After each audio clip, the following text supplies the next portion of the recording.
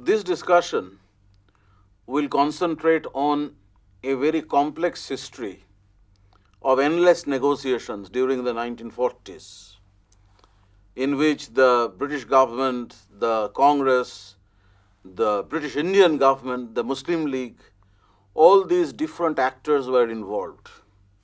The discussion continued around questions concerning Indian political aspirations, further constitutional reforms, what the British described as the Indian problem. Sir, what is meant by this Indian problem? The Indian problem concerns a certain perception among the British officials about how to devolve power in India, keeping the competing political parties happy and at the same time retaining India's unity. So the Indian problem is a problem of blending freedom with unity. You are now familiar with the history of how the Unitarian nationalism had been weakened progressively by separatist tendencies in the course of the early 20th century.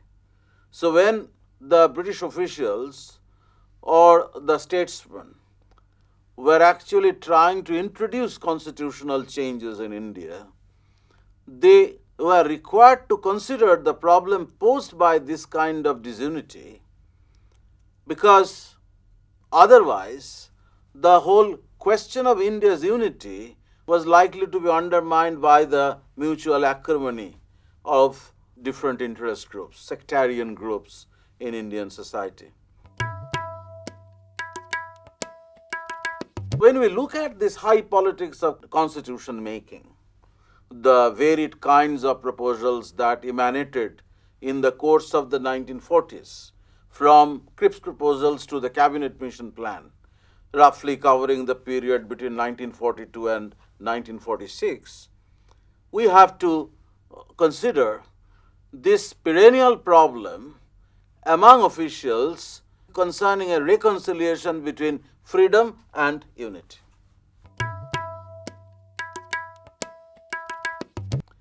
The responsible government in the provinces, for all practical purposes, failed to work. The Congress ministries constantly complained about limitations of powers. They complained about the way power remained concentrated in the hands of the governor, emergency powers, extraordinary powers. They complained about inadequate finance which they needed in order to carry out their reformist program. So there was an endemic complaint by Congress ministries particularly about the way the Act of 1935 had not provided them with responsible government. On the contrary, the promises that they had made to the people were not maintainable with the limitation of powers. So the constitutional negotiations of the 1940s required to be studied in the backdrop of a certain Congress distrust about the intentions of the British, dissatisfaction with the way the particular system was actually working after the Congress decided to form ministries in several provinces. It is at this juncture, towards the close of the 1930s, in 1939, the war intervened and changed the complexion of the situation so remarkably that there was an urgency on the part of the British government to conciliate Indian public opinion. The war was posing such a great problem for them. They needed Indian participation. And in order to ensure this participation, the British had to hold out promises of further devolution of power in future, independence at a foreseeable future date. And the opinions, however, both on the Indian side and on the British side, were divided. There was a feeling that due to the war, the British needed to work out some kind of a strategy to make the position in India secure. You could secure the position in India by adopting a military strategy, by strengthening your military power, your strategic power, by introducing strong measures in order to contain any kind of opposition that might unsettle their strategic position. But you could also adopt, as some of these British statesmen suggested, a different strategy of integrating Indians in the British attempt to contain the Axis powers internationally. And between those who suggested the continuance of the military strategy and others who felt that a different kind of conciliatory measure was needed, there were serious ideological differences. You have on the one hand the conservative diehards, men like Winston Churchill, for example, who would not be willing to foresee in the foreseeable future any devolution of power or any measure of self-government for India, let alone dominion status.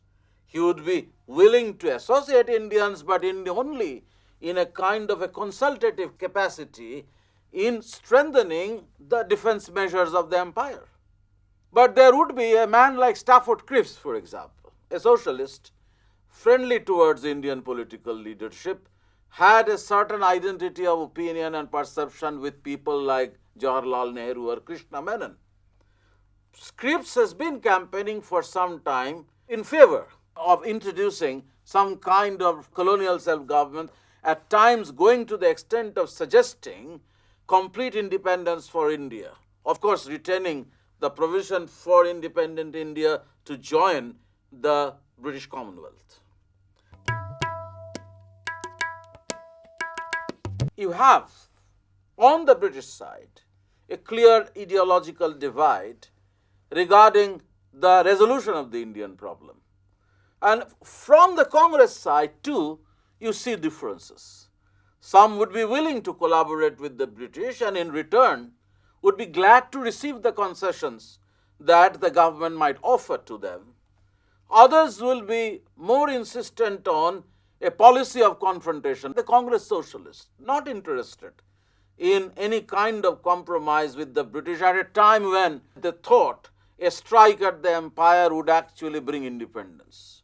You have Bose and his followers who actually felt the same way.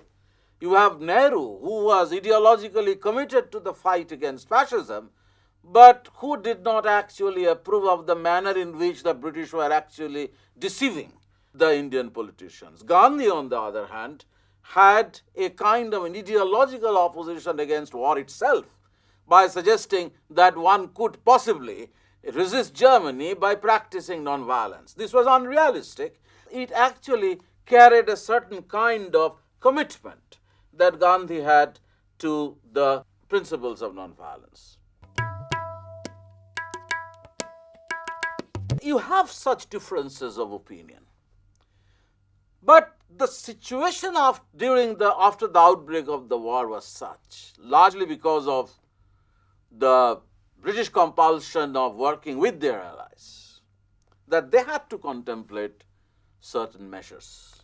Sir, how did the British cabinet visualize Indian cooperation? Yeah. In the first place, there was an American pressure about which you are aware, that the Americans insisted on a declaration by the British regarding withdrawal from the colonies. And India was a testing ground for the British commitment to this ultimate vision of withdrawal from the colonies. I have already suggested that the more radically inclined British statesmen would actually consider the possibility of a dominion status. So some would say Britain would give India dominion status a year after the war would end.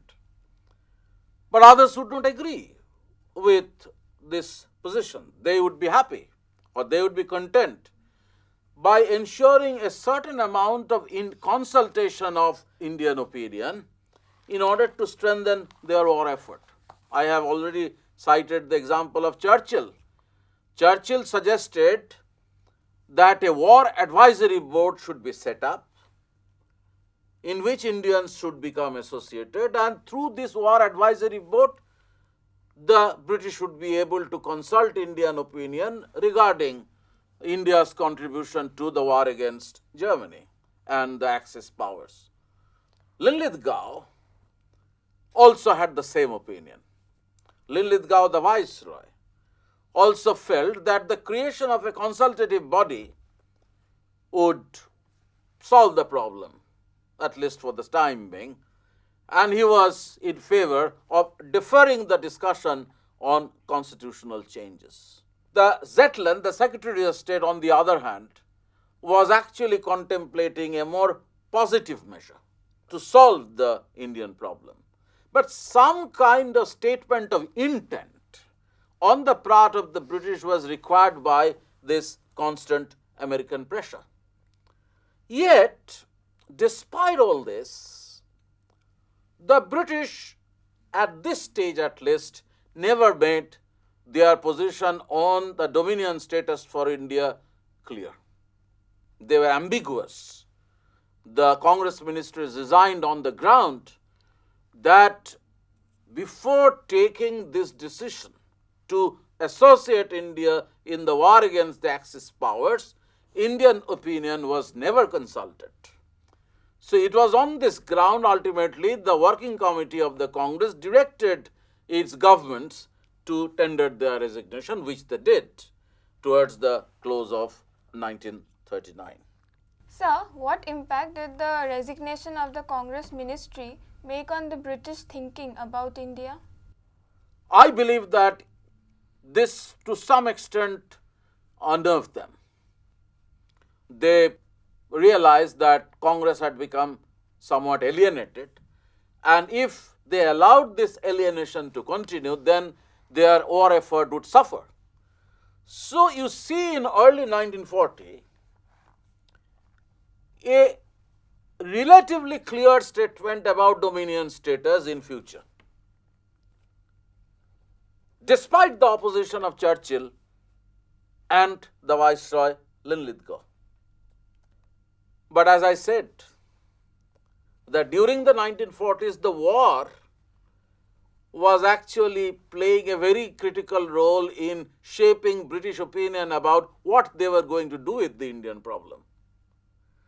So, middle of 1940, around May, June 1940, when Hitler's army was advancing towards England, towards Western Europe, Dunkirk fell, and some of the British statesmen and strategists were actually apprehending the complete fall of Europe. They felt that the time had come for them to think about India as a possible fallback option. That you have a huge army concentrated in the region on which the British could easily rely in order to continue the fight against the Axis powers from a more secure base in the Indian subcontinent if their resistance against Germany in Europe completely failed. So this kind of strategic option actually compelled them to contemplate draconian measures. The presence of a huge army would enable the government to impose their coercive measures more effectively, which they in fact did during 1942. But at the same time, as I said, that British opinion oscillated between these two poles. In August 1940, even a man like Linlithgow made an announcement which is known as the August Offer in an attempt to avoid the conflict with the Congress. He promised that dominion status should be accorded to India within a year after the end of the war. The Constitution of India would be framed by a representative assembly. There will be special arrangements or agreements between Britain and India regarding British interests.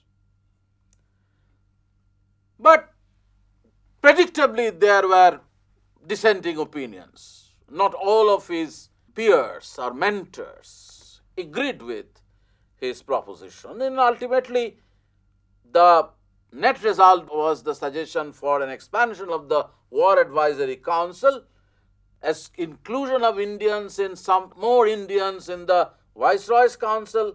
There was a promise for dominion status after the war ended. But it fell short of the Congress expectation, because Congress in the meanwhile had already started talking about a national government, arguing that the Viceroy's Council should be expanded in such a way that it would create the basis of a national government by associating a larger number of Indians.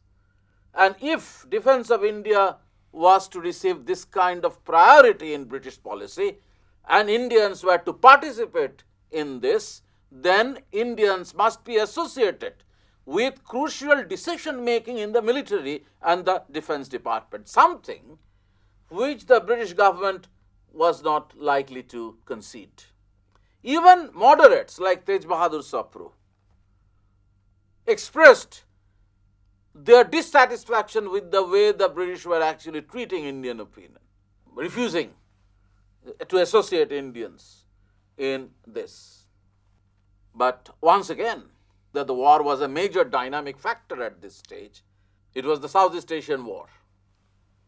The war extended to Southeast Asia. Japan overran a large part of the European colonial world in Southeast Asia. The INA had already emerged under Rajbihari Bose's leadership.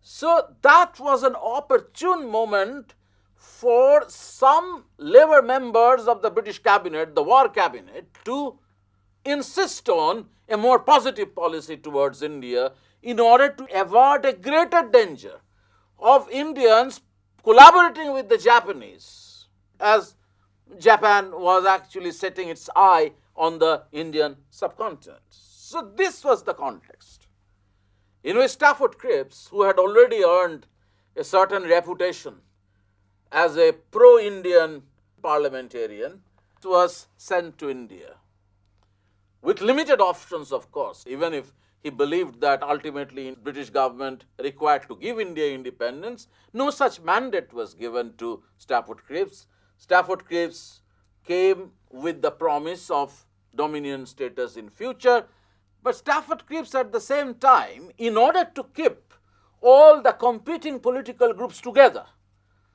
and reconcile to the idea that he was trying to propose, provided local options, a provision for local options, which is that if any of the provinces decided not to join the Union of India, the province would have the freedom to opt out. So that was one of the grave errors that Cripps had done by accepting in the process the idea of Pakistan. On the other hand, whatever might have been Cripps's intention, however much Cripps was actually aided by an American called Johnson in setting out a scheme for greater Indian involvement in the defense plan, the British government was not in a mood to concede. There was a proposal to form a kind of an expanded council, a kind of an interim government. The Congress insisted on control over the defense portfolio or the defense department. British government was not likely to relent, and in that situation there was another proposal that certain parts of the defense which were of vital importance should be retained with the military commander-in-chief. Wavell was the commander-in-chief at that time. Later on, he would become the governor-general. So you have all these complications arising from a persistent resistance on the part of some of the British statesmen to the idea of greater involvement in crucial decision-making. That made eventually the Cripps proposals unworkable. And in any case, there was no possibility of setting up a national government during the war. The national government or the freedom that Indians were expecting was to come only after the war. So there ended the matter, and the day Cripps left India, sometime in the early part of July 1942, in a few weeks' time, that massive rebellion took place. Now, once the war ended, the British had to contemplate a few more new measures in order to solve this Indian problem. The need for post-war reconstruction demanded that kind of a strategy. So Wavell came up with the plan of involving Indians, equal number of congressmen and representatives of the League in a kind of a representative interim government. To achieve that objective, Wavell seriously tried to bring Gandhi and Jinnah to the negotiating table. All these Gandhi-Jinnah talks didn't succeed. Then you have the Simla Conference, 1945, June, July. Wavell arranged to sort out these problems that existed.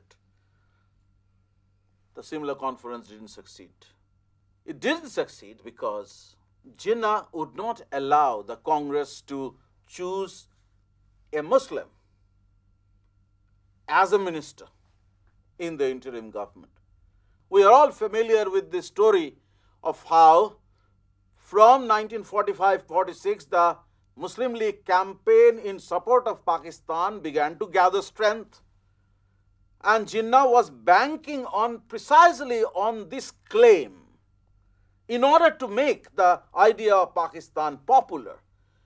But an interim government was the need of the hour, and some kind of constitutional measure which would actually provide a new basis of the Indian government as a dominion, strengthened by a representative assembly, by a constitution drafted and enacted by Indians themselves.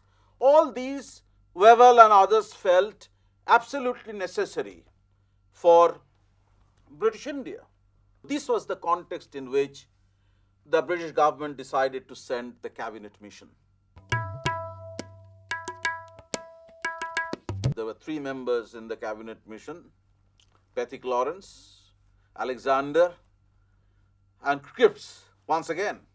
And from March 1946, the cabinet mission carried on its work. Endless negotiations with the Muslim League, with the Congress leaders, their own negotiations with the bureaucracy. Now, what was this plan? The famous cabinet mission plan. It came up with the idea of a federal country. You have a union where the princes and the people of British India would join. Together they would create a constituent assembly. A constitution would be drafted. But at the same time, it visualized the 3-tier federal structure. The cabinet mission envisioned the creation of 3 different blocks of provinces.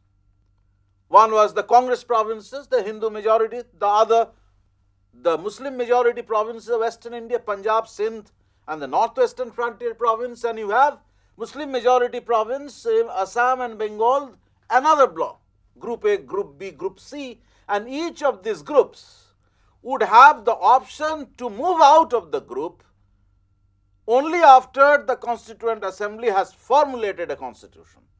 It doesn't actually give one the freedom to opt out entirely from the union, but from the bloc.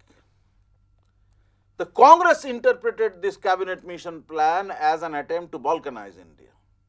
Felt threatened by the prospect of a weak center, unable to hold these blocks of provinces along with the princely states together. So Nehru, in a slip, suggested that they were waiting for the Constituent Assembly ultimately to deliberate on what should be the structure. The League took alarm.